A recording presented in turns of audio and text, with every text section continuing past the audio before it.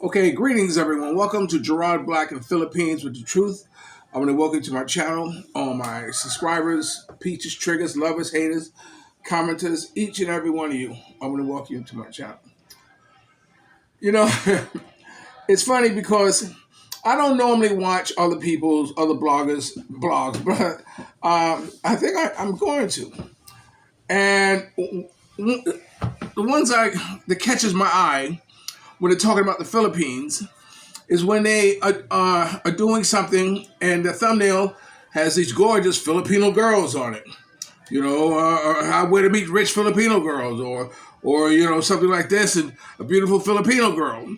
Only to find out when you click on it, it has nothing to do with her. It's just it's just eye candy. To get your attention. And I understand that, and I can do that. Matter of fact, I think maybe I've done it one time, but then I started using my own photographs because but my photographs tend to be a little on the raw side, But be that as it may, as far as I'm concerned, that's stealing. You see, when I first started doing the internet, it was like I hired somebody, or I wanted to hire somebody to build me a website.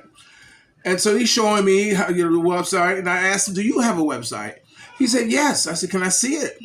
He said, "Yes." So he opened up his website, and it was a website of him selling all this lingerie. These gorgeous models were wearing lingerie. He like this, and I said, "Wow." I said, "Did you take all these pictures?" He says, "No." I said, "Well, where'd you get the pictures from?" He said, "Off the internet." Right there, I said, "No, no, it's all right. Go. Go." Because I knew right then and there what the internet was about. It was about stealing, because that's stealing. That's why a lot of my photographs I have writing on them. So this way, if you feel the need to recopy it or whatever, and if you want it without the text on it, have at it, because you're gonna work to get it. But so the point I'm making is that it catches you. So of course I start watching, and I'm watching this one, and it said about rich girls, and the guy said, "Every day I'm hustling, I'm hustling."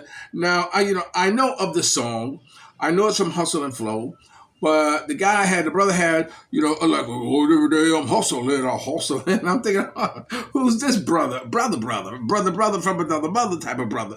And then when they showed the picture of him, he's like some white boy, and I'm living in the most expensive place in the Philippines, in Manila. Or I've never lived in a place like this. Of course you never have, Paul. Of course. There's going to be a lot of things that you're going to be able to have and experience in the Philippines that you will never be able to do in your wildest dreams, unless maybe you're a trust fund baby, or you're on the six figures or something like that. I mean, you truly can live like a king here. And so, of course he goes on and show, and I try to watch a little bit, but I can't. I can't. And then I've been watching. Smooth Lee comes up now, and I watch it. I'm trying to watch it with an open mind and listen to his content. And same thing with him. He had a thumbnail of three or four girls, and I said, "Wow, let me see what this is about." And then again, it's him riding in a car, and he's interviewing about three girls or something like that, who, by the way, sound very, very young, very young. I can understand why he I don't know, maybe they didn't want to be on there, or maybe he didn't push the issue for them to be, because it definitely sounded like he was in control of that situation. But more so, the topic was about meeting the family, because apparently he went somewhere to meet the family and met the grandma and all that stuff like this, and there was a lot of comments talking about, yeah, you should go meet the family and get to know what the family's like, and nah. I forgot how Calvin says it, but no, because that's not how you do it. Take it for someone who knows, because number one, if you go meet and you go in there hoping that the family's going to tell you all about this Filipino, their sibling or their child or their best friend is going to tell you things that that you're gonna say, oh wow, I'm glad I got that situation. You heard what a friend say, you heard what a sister said, something like this. No, they're gonna tell you everything positive because they want you to grab that gold ring. They want you to have that foreigner. They want you to marry this money. And let me tell you something. They say when you marry a Filipino, you marry her family. It's true in the sense that if you are a foreigner and you have this beautiful Filipino girl, that you would never have in your wildest dreams, why would you not want to, help the family? Why would you not want to, in your mind, show some appreciation? For this gorgeous creature, that's blessing you every day. Why wouldn't you want to, man? And it beats the hell out of saying, well, someone wants to borrow this, someone wants that, borrow that. So here, baby, this is your allowance. You can help your family, you can do what you want to do with it, or whatever. Make it substantial. Like I make mine $25,000 a month. And it's gonna go up, you know what I'm saying? And I don't mind that. But then, whatever she needs to do to help our family, do it. So there's nothing wrong with that. But then the point of you going there to meet them is not how it should happen. It should simply happen like with me, you know, you see,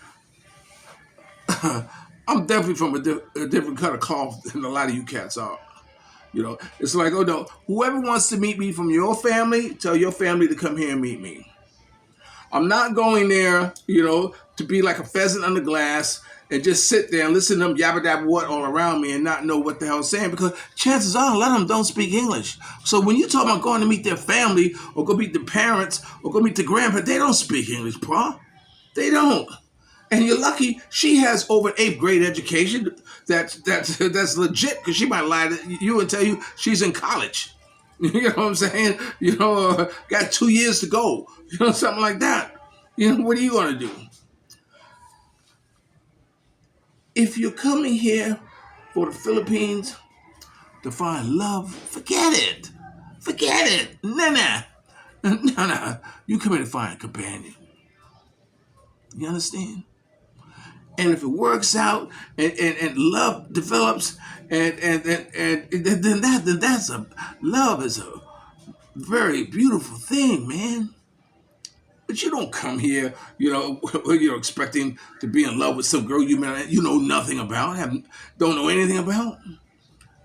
That's insanity. You see, I'm a player. I don't know about you, but I'm a player, baby.